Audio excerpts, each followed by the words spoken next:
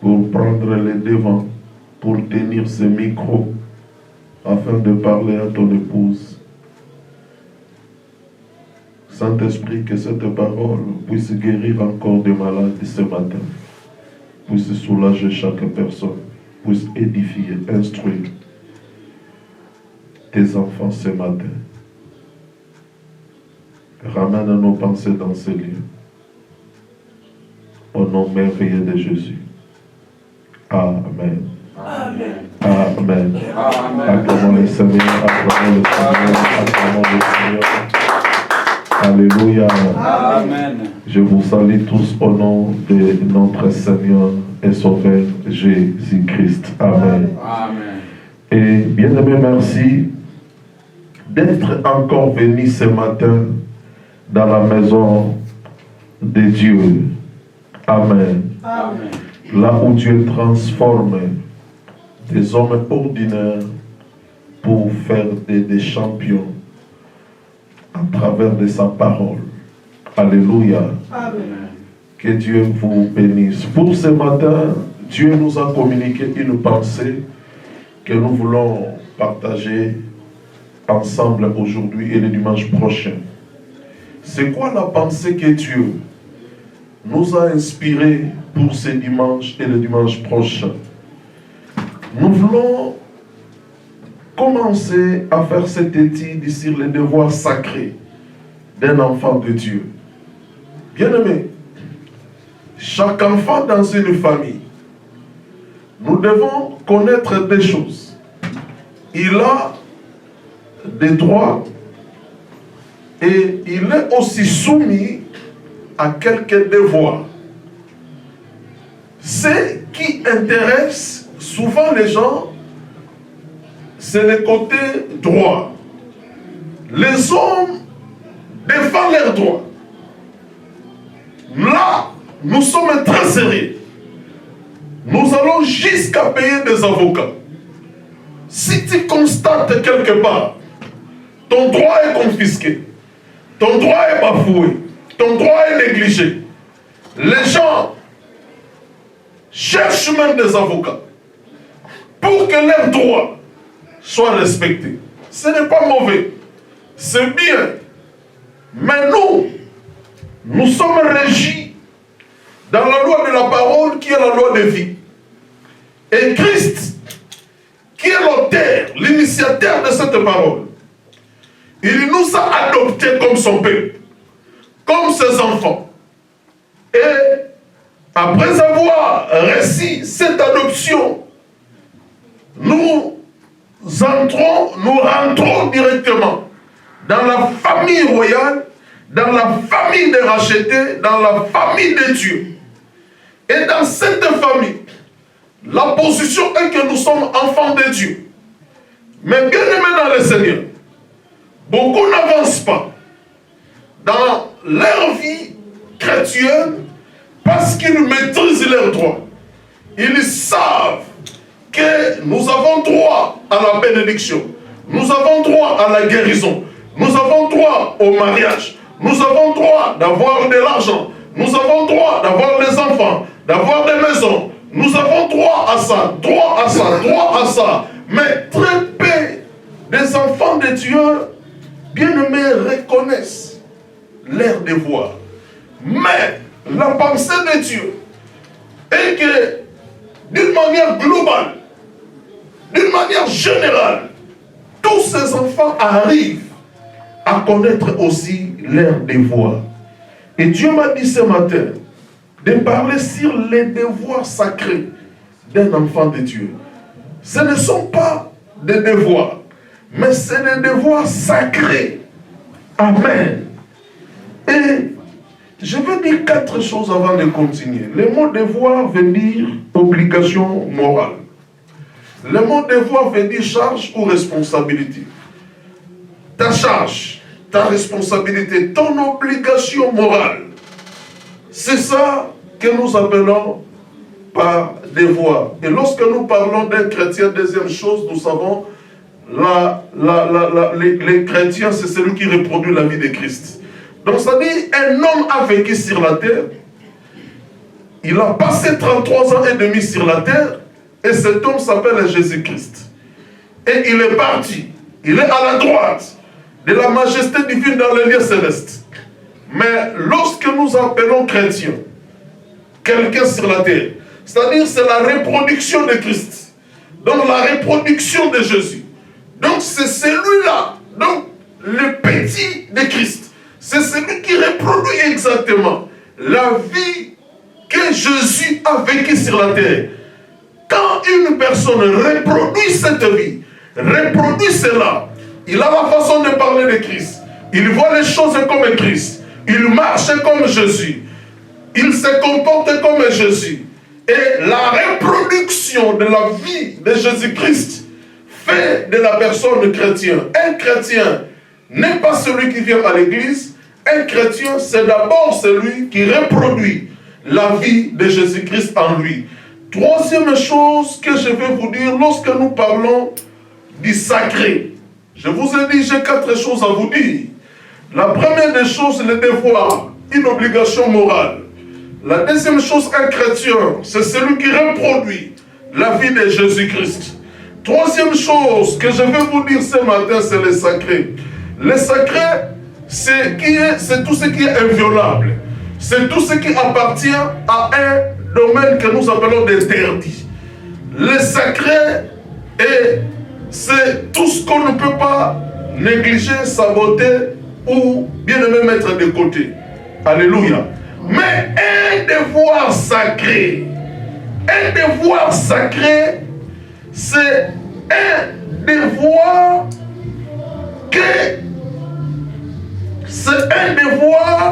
qui nécessite une grande vénération. Un devoir sacré, c'est un devoir qui nécessite, comme je dis, une grande vénération. C'est des choses qu'on doit tout faire. Un devoir sacré, c'est des choses qu'on doit tout faire pour, bien aimé, accomplir cela, pour faire cela, pour remplir cela. C'est une obligation. C'est un ordre de Dieu pour ses enfants. Amen. Proverbe chapitre 20.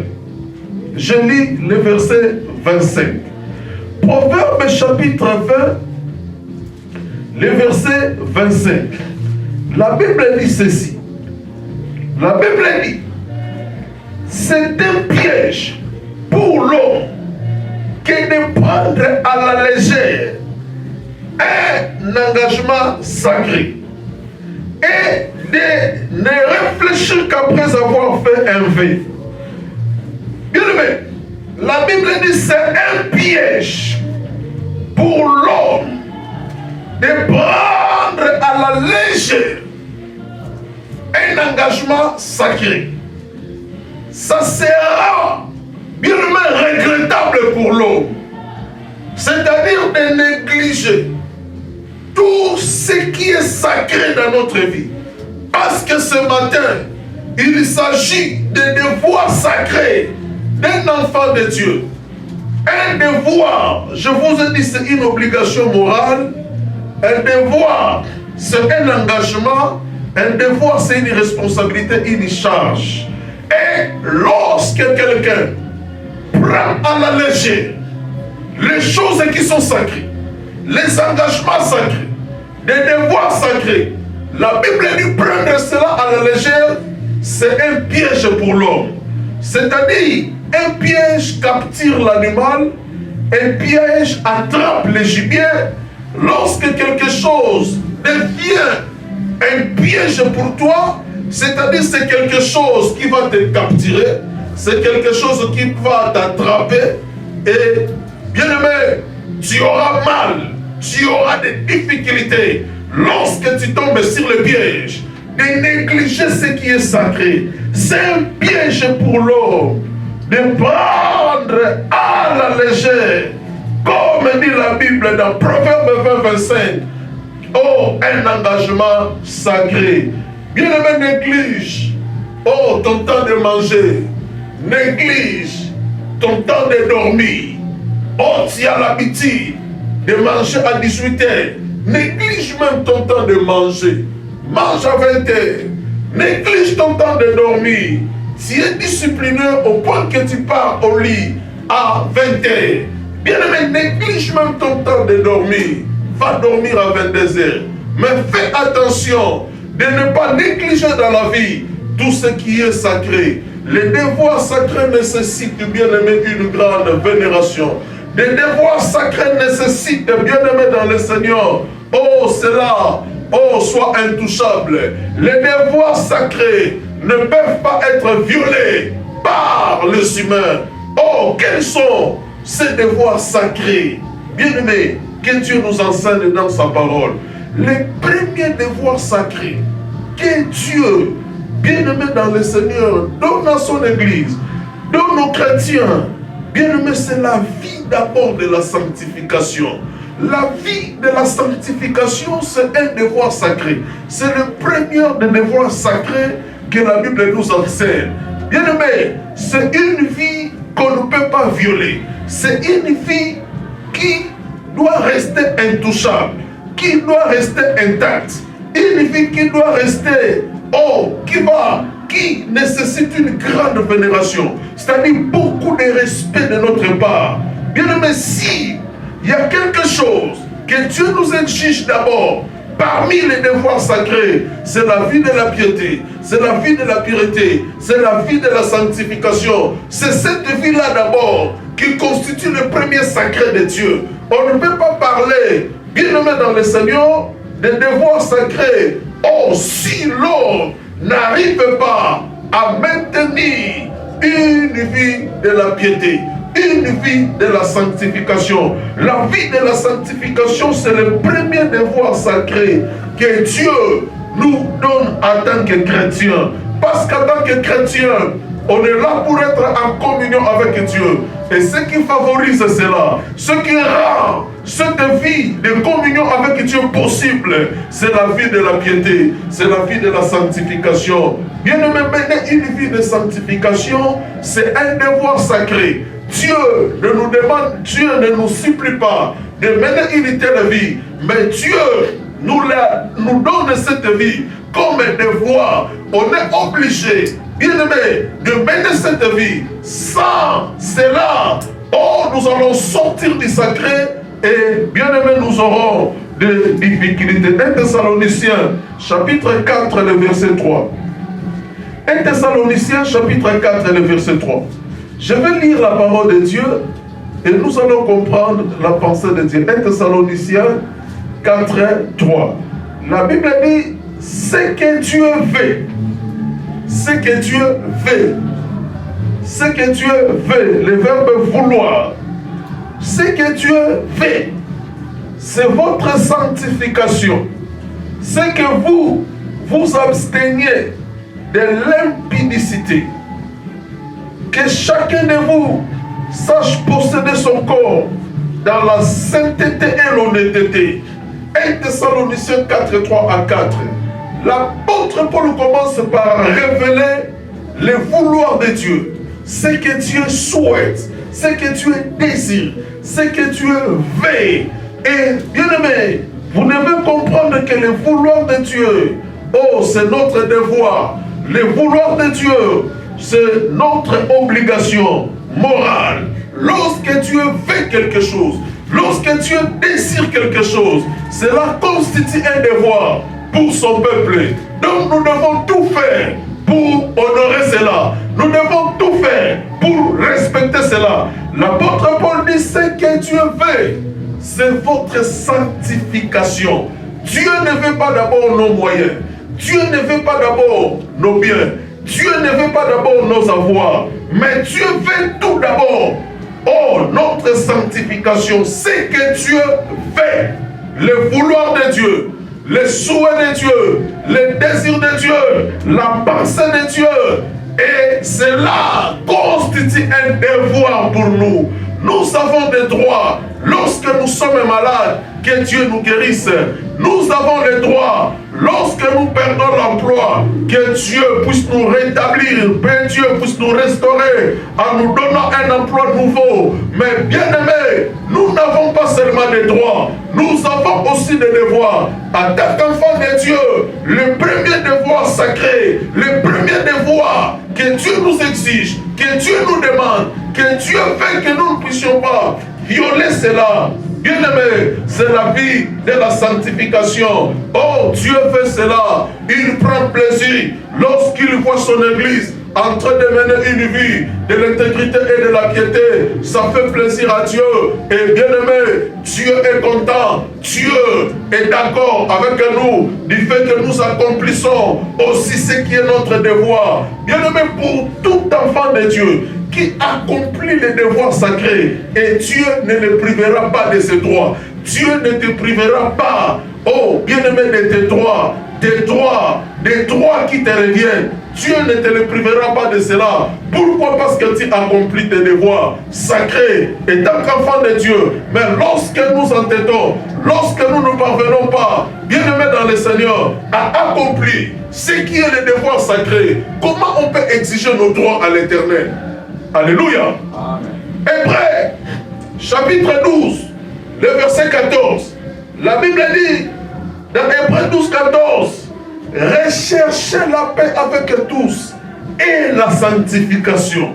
Recherchez la paix avec tous et la sanctification. Et la Bible continue en ces termes, que sans laquelle plutôt, la sanctification, sans laquelle personne ne verra le Seigneur. Bien-aimé, oh, recherchez la paix. Ne recherchez pas la paix seulement. La Bible dit et la sanctification. Parce que sans la sanctification, personne ne verra Dieu. Même si tu as passé 30 ans à l'église, même si tu as passé 40 ans à l'église, même si tu as passé 60 ans à l'église, même si tu as passé toute ta vie à l'église, mais lorsque, bien-aimé, tu ne recherches pas la paix et la sanctification, bien-aimé, tu ne verras jamais le Seigneur. Si Dieu nous demande de rechercher d'abord la paix avec tout le monde, parce que Dieu veut que son peuple soit un, comme lui il est un avec son Père. Et il veut aussi que nous puissions chercher la sanctification. Dieu veut la sanctification dans 1 Corinthiens 3, 4. Et Dieu nous demande de rechercher la sanctification. Bien-aimé, vous ne comprenez pas que c'est un devoir sacré de la part du Seigneur. Alléluia. Bien-aimé, la vie de la sanctification, c'est le premier devoir sacré d'un enfant de Dieu. Alléluia. Deuxième devoir sacré d'un enfant de Dieu. Deuxième devoir sacré. Romains chapitre 12, le verset 11. Je vais lire et puis nous allons voir ce que la Bible nous enseigne. Romains chapitre 12, le verset 11. Dans Romains chapitre 12, le verset 11, la Bible dit « Ayez du zèle et non de la paresse. Soyez fervents d'esprit. Soyez fervents d'esprit. Servez le Seigneur. Servez le Seigneur. 1 Corinthiens 1 et Romains 12, 11 que nous venons de lire. Deuxième devoir sacré des chrétiens. Parce que nous parlons sur les devoirs sacrés des chrétiens. Deuxième devoir sacré d'un chrétien, c'est de s'engager au service divin. L'engagement au service de Dieu. S'engager au service de Dieu. L'engagement au service divin. Bien aimé, la Bible dit, dans Romains 11, 12, que soyez fervents d'esprit, servez les seigneurs. Servez les seigneurs. S'engager au service de Dieu. C'est le deuxième devoir sacré d'un enfant de Dieu ou d'un chrétien. Bien aimé, Dieu n'a pas appelé tout le monde au ministère.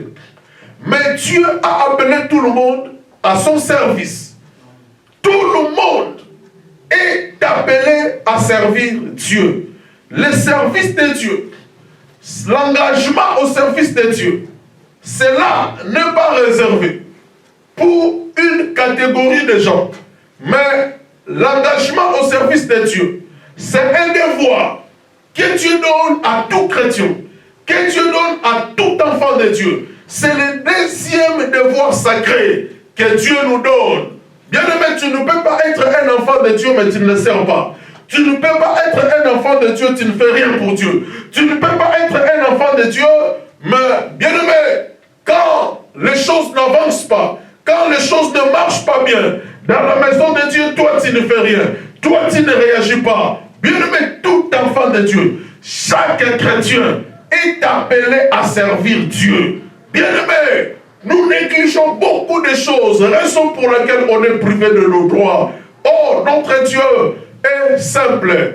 Notre Dieu, nous prions un Dieu cool. Nous prions un Dieu plein d'amour, un Dieu de bonté. Mais parfois, nous négligeons notre part. Et nous attendons que Dieu fasse sa part. Dieu fera sa part, bien sûr. Mais nous avons aussi des devoirs. Lorsque nous attendons de Dieu des bénédictions, lorsque nous attendons de Dieu de belles choses, Dieu aussi attend de nous, bien aimé, de faire quelque chose en retour pour lui. Oh, deuxième devoir sacré d'un chrétien, c'est s'engager au service de Dieu. Servez le Seigneur, dit Paul, dans Romains 12, 11. Et, bien aimé, pour tous ceux-là qui servent Dieu, Dieu les qualifie. Dieu, oh, bien aimé, les met à part. Dieu les soutient. Dieu les sponsorise. Dieu les garde. Dieu les protège. Dieu les sécurise. Dieu les élève. Parce que la Bible dit dans Malachie, chapitre 3, le verset 18, que vous verrez de nouveau la différence entre ceux qui servent Dieu et ceux qui ne le servent pas. Notre Dieu a établi déjà un pont de la différence entre ceux qui le servent et ceux qui ne le servent pas. Dieu veut qu'il y ait au moins la différence entre ces deux personnages, entre celui qui le sert et celui qui ne le sert pas. Oh, il dit dans Malachie 3, 18, désormais, vous verrez de nouveau la différence entre ceux qui me servent et ceux qui ne me servent pas. Bien-aimés dans le Seigneur, dans Matthieu chapitre 28, le verset 18 jusqu'au verset 20, Jésus a dit, allez partout dans le monde, faites de toutes les nations des disciples, enseignez-les à observer tout ce que je vous ai prescrit, baptisez-les, bien-aimés, c'est-à-dire tout chrétien, tout enfant de Dieu, toute personne qui est né de nouveau, a un deuxième devoir sacré, qui est de s'engager au service de Dieu. Bien-aimé, ne sois pas celui qui regarde, celui qui observe dans la maison de Dieu, mais cherche à servir Dieu. Il y a besoin de servir Dieu. Cherche un endroit, cherche un coin.